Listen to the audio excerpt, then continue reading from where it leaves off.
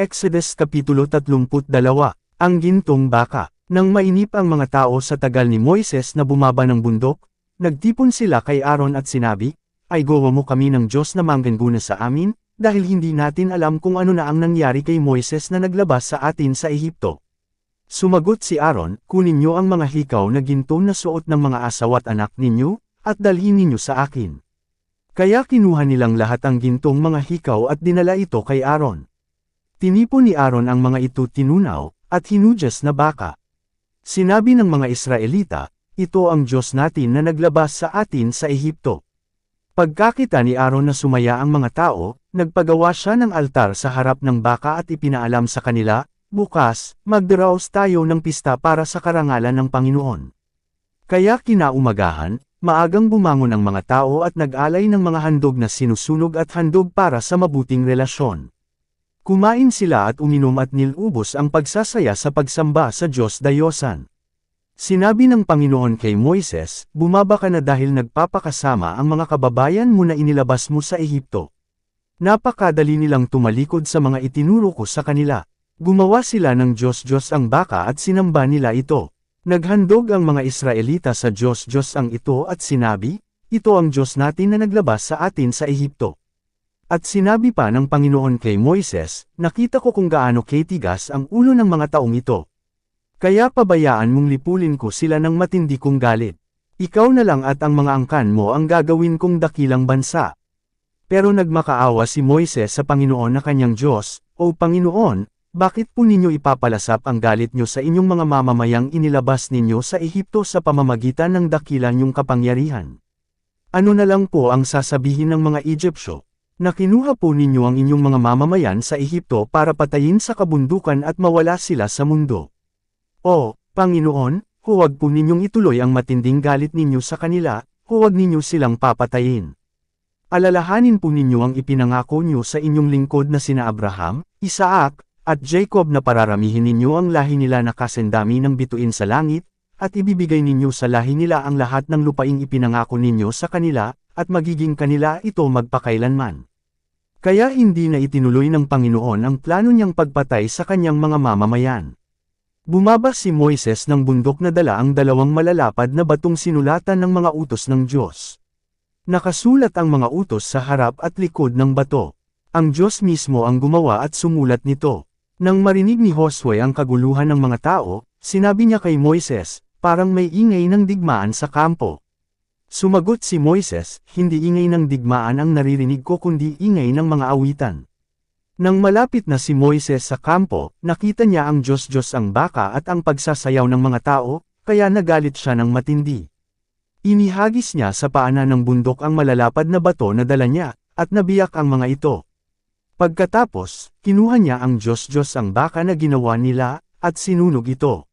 Dinurog niya ito ng pinong-pino at inihalo sa tubig, at ipinainom sa mga mamamayan ng Israel. Sinabi ni Moises kay Aaron, "Ano ba ang ginawa ng mga tao sa iyo at pinabayaan mo silang magkasala?" Sumagot si Aaron, "Huwag po kayong magalit sa akin. Alam niyo kung gaano sila kadaling gumawa ng kasamaan. Sinabi nila sa akin, 'Igawa mo kami ng Diyos na mangguna sa amin,' dahil hindi natin alam kung ano na ang nangyari sa taong si Moises na naglabas sa atin sa Ehipto. Kaya sinabi ko sa kanila na dalhin nila sa akin ang mga alahas nilang ginto. Nang madala nila ito sa akin, inihagis ko ito sa apoy at mula roon, nabuo itong baka." Nakita ni Moises na nagwawala ang mga tao at pinababayaan lang sila ni Aaron. Dahil dito, naging katawa-tawa sila sa mga kaaway nila sa palibot.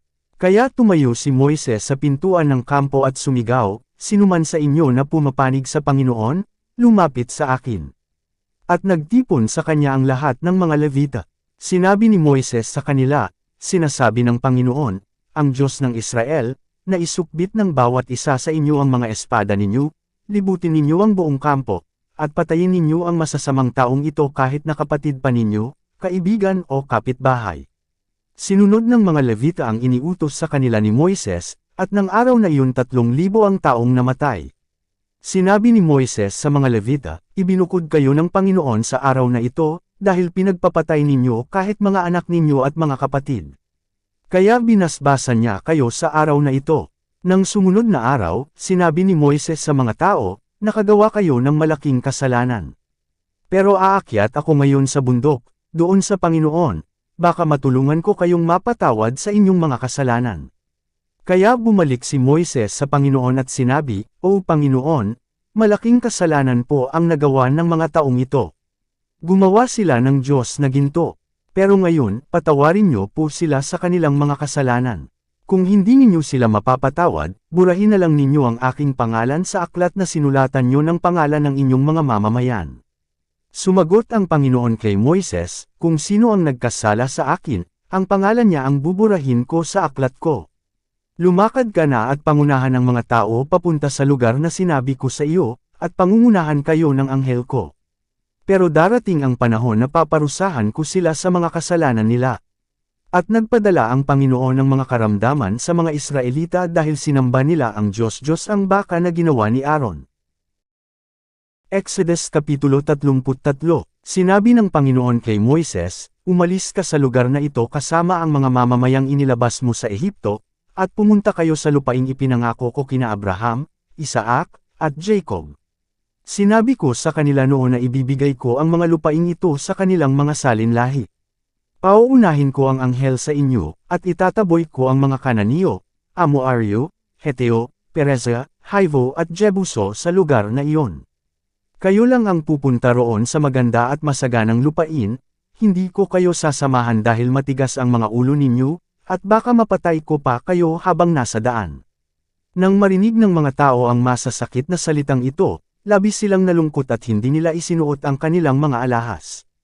Sapagkat, iniutos ng Panginoon kay Moises na sabihin ito sa mga Israelita, napakatigas ng ulo ninyo. Kung sasamahan ko kayo kahit na sa sandaling panahon lang, baka mapatay ko pa kayo. Ngayon, habarin ninyo ang mga alahas ninyo hanggang sa makapagdesisyon ako kung ano ang gagawin ko sa inyo. Kaya hinubad ng mga Israelita ang mga alahas nila roon sa bundok ng Horeb.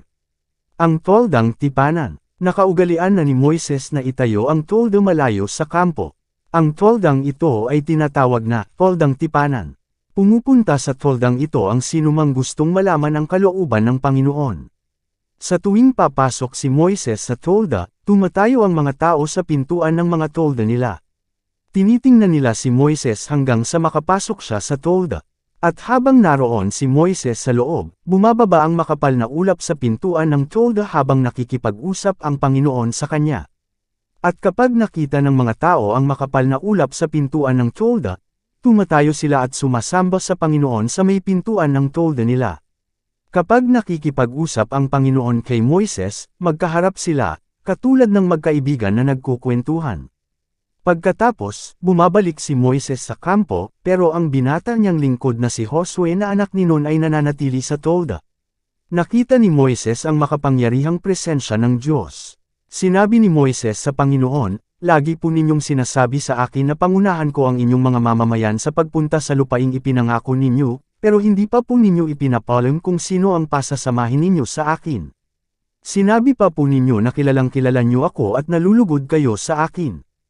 Kung totoo pong nalulugod kayo sa akin, turuan niyo ako ng mga pamamaraan ninyo para makilala ko kayo at para mas matuwa pa kayo sa akin.